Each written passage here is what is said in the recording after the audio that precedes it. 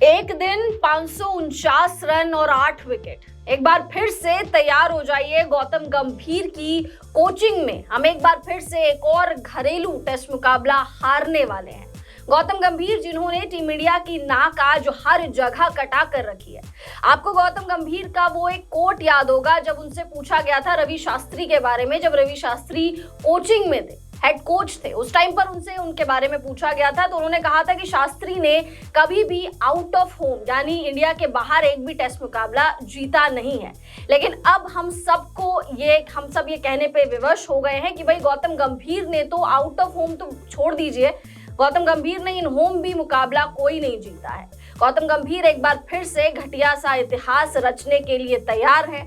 कोई भी टीम आ रही है और हमको हरा कर जा रही है। दरअसल इंडिया वर्सेस साउथ अफ्रीका के बीच में दूसरा टेस्ट मुकाबला गुवाहाटी टेस्ट मुकाबले का चौथा दिन है जो खत्म हो चुका है, जहां पर टीम इंडिया ने 27 रन बना दिए 2 विकेट के नुकसान पर। यशस्वी जायसवाल और केएल राहुल ये दोनों ही पवेलियन लौट चुके हैं। टीम इंडिया के पास हाथ में 549 रन बनाने के लिए थे और अब 5वें दिन जब ये मुकाबला जाएगा तो I am sure team India हार ही जाएगी। आपको बता दें कि 5वीं बार ऐसा हुआ है कि किसी टीम ने इंडिया के खिलाफ 500 से ज्यादा रन यानी 500 से ज्यादा रन बनाए हैं।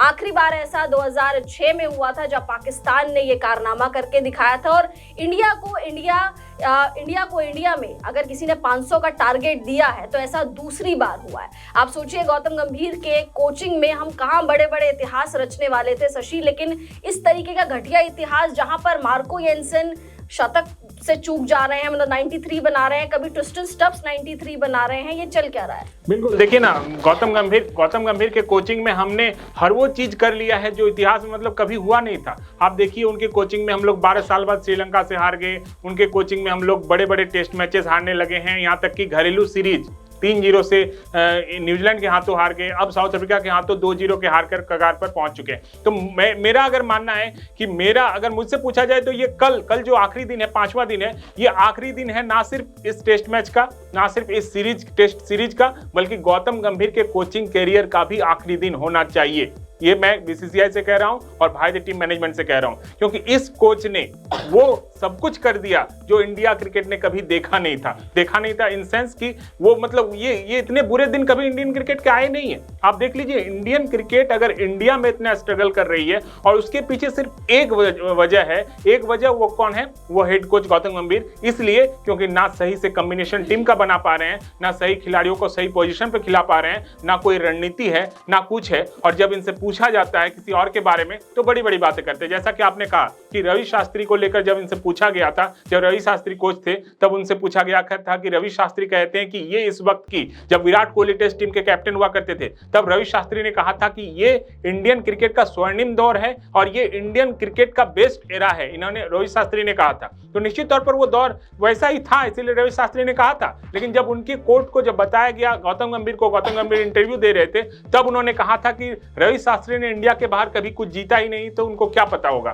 ठीक है, वो इंडिया के बाहर नहीं जीते, आप कम से कम इंडिया में तो जीत लीजिए, उसके बाद इतनी बड़ी बड़ी बातें कीजिए। तो कुल मिलाकर गौतम गंभीर के लिए और कितना ही कहा जाए, हमने कई सारे वीडियोस बना रखे हैं कि गौतम गंभीर अब इंडियन क्रिकेट को तहस नहस कर चुके हैं। अब इससे ज्यादा वो तहस नहस क्या करेंगे, अब इससे ज्यादा और आगे कहां ले जाएंगे। इसलिए गौतम गंभीर का अब ये ना सिर्फ टेस्ट मैच का मैं कह रहा हूं कि जबकि ना सिर्फ टेस्ट सीरीज का, जबकि ये गौतम गंभीर के कोचिंग करियर का आखिरी दिन होना चाहिए। देखिए आपने जैसा कि कहा कि 2006 में आखिरी बार किसी टीम ने 500 प्लस का टारगेट दिया था भारत को इंडिया में खेलते हुए चौथे इनिंग्स में। अब फिर एक बार फिर ऐसे पड़ाव पर हम पहुंच गए हैं जहां पर टेस्ट मैच जीतना तो छोड़ दीजिए, किसी तरीके से अगर हम बचा ले, जिसकी भी उम्मीद कम है। 2 विकेट हमारे गिर चुके हैं, यशस्वी जायसवाल ऊपर से गिर गए हैं, केएल राहुल जो टेक्निकली अच्छे बल्लेबाज माने जाते हैं टेस्ट के, वो भी गिर चुके हैं। खेल कौन रहे हैं आप देख लीजिए, साई सुदर्शन खेल रहे हैं, जिनका भी बल्ले का कुछ अता पता नहीं है। और साई सुदर्शन, ठीक है, साई सुदर्शन को हम मानते हैं कि आपने पिछले इनिंग्स में अच्छा पारी खेला था, लेकिन अगले टेस्ट मैच में फिर ड्रॉप कर दिया जाता है, तो उनका भी कॉन्फिडेंस कहां जाएगा। एक अच्छा खिलाड़ी जो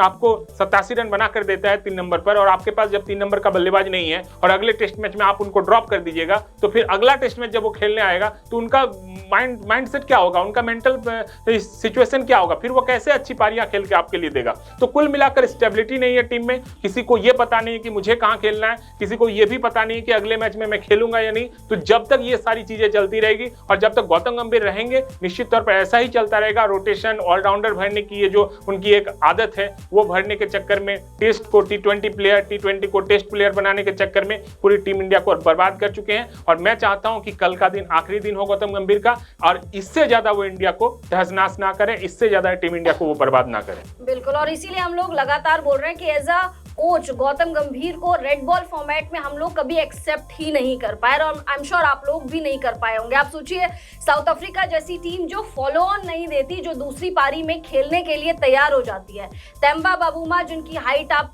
सोच लीजिए, मतलब जिनको जसप्रीत बुमराह एक बौना बौना कर कर चढ़ा रहे थे, वही आज कप्तान एक इतिहास रचने जा रहा है। तो गौतम गंभीर की कोचिंग में और हम कितना ज्यादा खराब टाइम देखेंगे वो समझ नहीं आ रहा। और जैसे कि शशि ने बताया कि भाई T20 टीम में भी ऑलराउंडर्स चाहिए, टेस्ट टीम में भी ऑलराउंडर्स चाहिए।